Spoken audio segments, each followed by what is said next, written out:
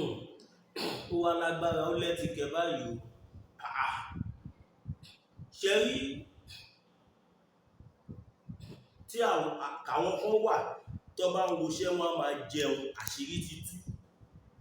àṣírí ti tú o, àṣírí ti tú lórí ìyá ọlọ́ṣun tó sọ pé òun di mùsùlùmí òjijì. Àṣírí ti tú. Ẹ bá mi pín prógrámù kí ẹ jẹ́ kó lọ dáadáa.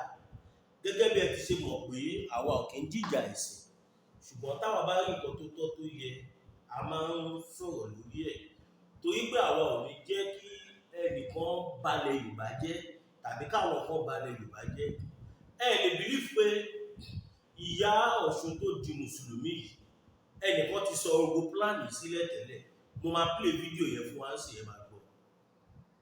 Èmi rò wípé ẹ̀sìn jẹ́ nǹkan tó jẹ́ wípé èèyàn máa ń jupá jùsẹ̀ sí látara ní àtàrà nǹkan téèyàn bá rí tàbí tó bá mú yàn àbí látara pé ó mú yàn lọ́kọ̀lọ́kàn. Ẹ̀sìn kì í ṣe nǹkan tó yẹ kéèyàn gbà látara pé bóyá wọ́n fẹ́ fún mi nígbà wọ́n fẹ́ fún mi láwo, torí a gbọ́ àwọn ọ̀rọ̀ kan wọ́n ní wọ́n fẹ́ kọ́lé fún ìyá Ọ̀ṣun, wọ́n fẹ́ ra mọ́tò fún ìyá Ọ̀ṣun, wọ́n fẹ́ ṣe gbá fún ìyá Ọ̀ṣun, wọ́n fẹ́ fún ìyá Ọ̀ṣun ní Mẹ́kà, wọ́n fẹ́ fún ní umura, wọ́n fẹ́ kọ́lé fún, wọ́n fẹ́ ra mọ́tò fún, wọ́n fẹ́ ṣe gbá fún, wọ́n fẹ́ ṣàwo fún. Ẹ lọ wo fídíò yẹn dáadáa, ẹ máa rí pé ṣe ìyá yẹn kàn ń sunkún. Lóòótọ́ nígbà míì èèyàn máa ń sunkún ayọ̀, ṣùgbọ́n ǹjẹ́ kún ayọ̀ lẹ́kún tí ìyá Ọ̀ṣun ń sun yẹn? Ǹjẹ́ ó pín sọ́nà méjì? Ó pín sọ́nà méjì. Ṣùgbọ́n ojú tèmi fi wò ó ni wípé àwọn dẹ̀ ń ṣe nǹkan báyìí nítorí nǹkan báyìí. Ọ̀nà fẹ́ fún wọn ní Mẹ́kà, wọ́n fẹ́ fún wọn ní umura, wọ́n fẹ́ fún wọn nílé, wọ́n fẹ́ fún wọn ní mọ́tò, wọ́n fẹ́ fún wọn lówó, wọ́n fẹ́ fún wọn nígbà. Èmi ò rò kó jẹ́ nǹkan bẹ́ẹ̀ yẹn ló máa jẹ́ kéèyàn gba ìsìláàmù tàbí kéèyàn gba ìṣẹ̀ṣe tàbí kéèyàn gba kìrìsìtẹ́nì. Ó ní fídíò kan tí mo máa play fún wa nísìn. Sísítà mi jẹ́ Oyèníkẹ́ Isaac. Wọ́n ti sọ̀rọ̀ rẹ̀ láti ìgbà tí wàhálà yìí ti bẹ̀rẹ̀. Wọ́n ní ẹ máa wò ó. Nǹkan tó máa ṣe ni wípé wọ́n máa ní kí ìyá Ọ̀ṣun di mùsùlùmí. Wọ́n wá ní kí ìyá Ọ̀ṣun jáde wá ṣe fídíò pé ó ti jupá jùsẹ̀ fún ìsìláàmù. Wọ́n wá fi ìyẹn mú tani Ọlọ́run náà. Àṣírí yẹn dìbò gan. Mo máa play ẹ̀ fún wa nísìn. Ẹnu mi kọ́ lẹ ti máa gbọ́ pé ìyá tíṣà kú. Ṣùgbọ́n inú ẹ wò ó, tó bá jẹ́ ọmọ pa ẹ sọ, tó bá dẹ̀jẹ̀ kó tọ́ ni ẹ sọ. Ẹnìkan ò lè fẹ́ nìkan kọ́ ṣe kọ́kọ́. Gbogbo àjọ ní ilẹ̀ Yorùbá ni, gbogbo àjọ ní ìsìláàmù ni, gbogbo àjọ ní ìṣẹ̀ṣe ni, gbogbo àjọ ní kìrìsìtẹ́nì ni. Ẹ má jẹ́ kí a gbẹ́sìn ìsìláàmù tàbí ẹ̀sìn kìrìsìtẹ́nì tàbí ẹ̀sìn ìṣẹ̀ṣe. Ẹ má jẹ́ ká gbé àwọn ẹ̀sìn léra wọn. Ẹ má jẹ́ ká fẹ̀sìn sọ́ra wa dọ̀tá. Nísìnyí báyìí, mẹ́sẹ̀jì tèmi rí nínú kìíní ni pé kí àwọn èèyàn bẹ̀rẹ̀ sí ní lọ máa kí wọ́n bẹ̀rẹ̀ sí ní kẹ̀yìn sí Islam, kẹwàá mú wọn, kẹfọlọ́pàá mú wọn, kí àwọn náà sọ pé àwọn juwọ́ ju ṣèkẹlẹ̀ fún wọn ní mọ́tò àti ilé. Nísìnyí báyìí, a máa ráwọn tó jẹ́ ọ́zúlà tí ó sì kan tí wọ́n lè fi ọ́zù tó máa bẹ̀rẹ̀ sí ní bá àwọn àfáà ńláńlá lórúkọ jẹ́. Tó bá bá wọn lórúkọ jẹ́ tán, kẹfọlọ́pàá mú wọn, wọ́n á lè jọ máa di páwọn máa di ìsìlámù, páwọn máa di mùsùlùmù. Kẹ̀lé kọ́lé fáwọn náà, ẹ̀ lè ra mọ́tò fáwọn náà. Sísítẹ́ẹ̀mù yìí ni sísítẹ́ẹ̀mù táwọn Rọ́ṣíà ti máa ń lò tẹ́lẹ̀. Ó ní tàn kan tí ẹnìkan sọ fún mi. Ẹni yẹn ní àwọn tó ń ṣe jihad, tó ń ṣe oríṣiríṣi tí wọ́n gbé ìsìláàmù sórí. Wọ́n ní oníkọ̀ọ̀kan tó máa ń ṣe. Wọ́n ní wọ́n á kó àwọn ọmọ kéékèèké, wọ́n á kó wọn jọ bí àwọn ọmọ age 1 to bí àbí I think age 1 to age 10. Wọ́n á kó wọn jọ. Tàbí age 1 to bí àbí 8, 9, 10. Wọ́n á kó àwọn age yẹn jọ. Wọ́n á wá gbé Kùránì wọ́n á gbé Bible sílẹ̀. Wọ́n á gbé ìbọn sílẹ̀. Wọ́n wọ́n á gbé ifá sílẹ̀, ìgbà bí wọ́n máa gbé odù ifá tàbí kọ́ gbé ifá sílẹ̀, wọ́n á gbé ifá sílẹ̀, wọ́n á gbé kùránì sílẹ̀, wọ́n á gbé kùránì sílẹ̀, kọ́ máa gbé kùránì sílẹ̀, kọ́ máa gbé báíbù sílẹ̀, kọ́ máa gbé ọpọ́n fá sílẹ̀, kọ́ máa gbé ìbọn sílẹ̀, wọ́n á gbé ìbọn sílẹ̀. Inú ọ́ọ̀lù lọ máa kó wọn sí o. Tó bá ti wá di pé wọ́n wá tó àwọn kìíní ẹ̀ jọ, wọ́n wá ní káwọn ọmọdé kọ́ máa lọ bẹ̀ kí wọ́n lọ máa mú kan. Ọmọ mi máa lọ bẹ̀, tó bá débẹ̀, tó bá mú bọn, wọ́n á pàtẹ́wọ́ fún, wọ́n á ní yes, wọ́n á fún lówó, wọ́n á ní yes, good. Ọmọ tó bá lọ bẹ̀, tó bá gbé kùránì, wọ́n á pàtẹ́wọ́ fún òun náà, wọ́n á fún lówó. Ẹ̀wọ̀n àwọn tó fọ́ ní jù, ọmọ tó bá lọ bẹ̀, tó bá fi lè ṣe mistake fọwọ́ kan báíbù, wọ́n máa tẹ kíní kan tó máa dún gbìm, kíní yẹn máa rin ilẹ̀, àyàwó yẹn máa já, àyàwó yẹn máa jábọ́. Wọ́n ní, you see, that book is evil. That book is evil book. Àyàwó yẹn máa jábọ́. Ọmọdé tí ó mọ̀ kankan, wọ́n á ti tò àwọn spíkà ńláńlá sínú ọ̀lù yẹn. Tọ́mọ yẹn bá ṣe mistake lọ fọwọ́ kan báíbù báyìí, wọ́n á tẹ kíní yẹn, ó máa dún gbòm, ó máa dún gan, tọ́mọ yẹn máa tàkìtì, tá máa yí lẹ̀lẹ̀, ẹ̀rù á bà. Wọ́n á ní that book is evil. It's evil. Tọ́mọ yẹn bá lọ síbi ìdí ìṣẹ̀ṣe odùfá tàbí tó bá lọ mú ọpọ́n fá àbí ìkọ̀kan, wọ́n á tún tẹ kíní yẹn náà gbìm, ó máa rin ilẹ̀ gan, àyà àwọn ọmọ yẹn máa já gan. Ọwọ́ ní, you see, Islam is good, God is good. Ẹnìkan ló sọ̀tọ̀ yẹn fún mi, ló fi Ọlọ́run búra. Ẹni tó dẹ̀ sọ̀tọ̀ yẹn fún mi, ẹ̀jẹ̀ mi ni. Ẹni ẹni so tó bá ti wá ṣe yẹn tán, tó bá jẹ́ àárọ̀ Sunday, wọ́n á kó àwọn ọmọ ẹ lọ sórí pápá, wá lọ play ball. Lásìkò tó jẹ́ kó lọ church, wọ́n á ní kó lọ play ball, just because they are trying to eradicate ìgbàgbọ́ Kristẹni àti ìṣẹ̀ṣe ní Russia ń gbà yẹn. Ọwọ́ bẹ̀rẹ̀ sí ní ṣe kíní débi pé táwọn ẹ bá máa dàgbà, wọn ò ní gbọ́ ní kankan nípa Kristẹni. Kò tó ẹ̀sọ́mọ tó máa fẹ́ lọ sí di báíbù, kò sọmọ tó máa fẹ́ lọ sọ́dọ̀ síbi ọpọ́n fá, débi tó máa lọ fẹ́ ṣẹ̀sìn fá, ìyẹn ní Russia nígbà yẹn. Ẹni tó sọ̀tọ̀ ìfún mi kò dẹ̀, ó sọ débi pé ó ní tó bá dàárọ̀ Sunday tó jẹ́ pé tó máa lọ church, ìjọ ẹ̀ ló máa fi sport sí. Tẹ́bàdẹ̀ wo lẹ Yorùbá nísìn, the whole of, not even Yorùbá, the whole of Nigeria, ìjọ Sunday ló máa ń ṣe sport training. Ọmọ mọ̀ fi sport, ọmọ pèpò sọmọdé tó máa rí sport tójú ẹ̀ ò ní wọ̀, ọwọ́ á fi sí ìjọ Sunday instead of office during the week, just because they don't want the youth to participate in anything Christian. Wọ́n fẹ́ jẹ́ kó participate ní kọ̀ọ̀kan tó jọ mọ́ Kristẹni, tàbí kọ́ náà wọ́n fẹ́ lọ bọ ọfá àbí ìkọ̀ọ̀kan. Bó ṣe ṣe nìyẹn, tó wá di pé Islam yẹn ń gbilẹ̀ ní Russia, ó ń gbilẹ̀. Ẹ lọ wo number of Muslims tó wà ní Russia sí. The same thing ni mo believe pé bí wọ́n fẹ́ ṣe ní Nàìjíríà. Àwọn wá fẹ́ lo system mi, tá bá ti mú ẹ tó bá bú wa, tó bá ti di Islam, a máa fi ẹ́lẹ̀. Tó bá jẹ́ bẹ́ẹ̀, àwọn tẹ́ máa kó máa pọ̀, àwọn tẹ́ máa kó máa ṣe kí ni wọ́n máa pọ̀. Èmi sì èmi ò ní bú ipò kan mi, ṣùgbọ́n tẹ́lẹ̀ bá rò tọ̀rọ̀ máa sọ pé kí n má sọ yẹn kẹtù dànù. Táwa bá tún rí nǹkan mi àtúmọ̀ jáde àtúmọ̀ wá sọ. Mi ìgbàgbé pé mo fẹ́ play fídíò kan fún yín o, mo fi Ọlọ́run búra, màá play ẹ̀ fún yín. Bí mo ṣe ń sọ lọ, nísìn ìyá Ọ̀ṣun ni.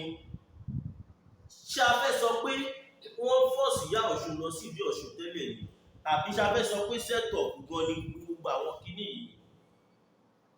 Torí nǹkan tí woman yìí sọ yìí níbí báyìí, òun ló ṣẹlẹ̀ woman dẹ̀ ti ṣe show yìí tipẹ́tipẹ́ látìgbà tí wọ́n ti mú Tani Olohun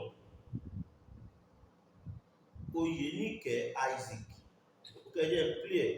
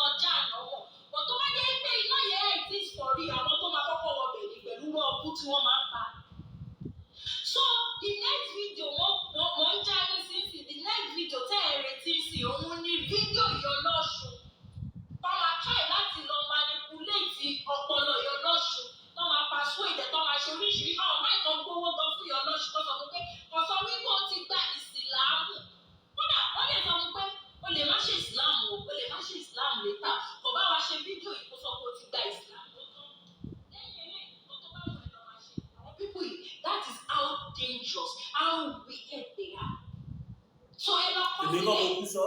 Àti rí fídíò tí táwọn ọmọ Ọ̀yọ́ lọ́sùn ti sọ wípé àrí oníṣẹ̀ṣe o, àrí gàrí àwọn òkú wọn láwọn pé ẹ̀yin nǹkan tẹ́ ẹ sọ sí wọn lẹ́nu òun ni wọ́n ń sọ jáde. Psychologically ẹni tó rí ẹ̀ bá pé á mọ̀ pé those guys they just want to see their mom. They just want their mom to be free from unlawful kíní tẹ́lọ̀ tì mọ́. Torí pé èèyàn sọ̀rọ̀ tí ó sọ kíní tẹ́lọ̀ tì mọ́lé. Check you understand. So, the next video we are expecting from these people is the Yonosho video. And when the woman comes out and denies don't be surprised. Emma de Koya in them. But people fake money, she understand. Emma de Koya in them. Few moments later.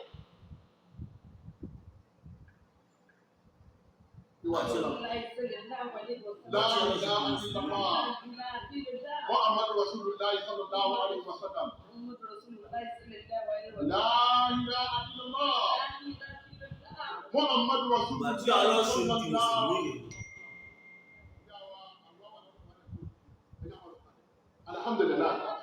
Ṣẹ́yìn náà ti wá rí báyìí. Ṣẹ́yìn náà ti wá rí nǹkan tí mò ń sọ. Obìnrin yẹn ti sọ tipẹ́tipẹ́. Ó ní nǹkan tá a máa retí nìyẹn. Ká máa retí ẹ̀ pé wọ́n fagídí. Ó ní ká máa retí pé kẹ́ẹ̀ká gbọ́kọ̀ tí sísítà mi Yínká tí ẹ ti sọ.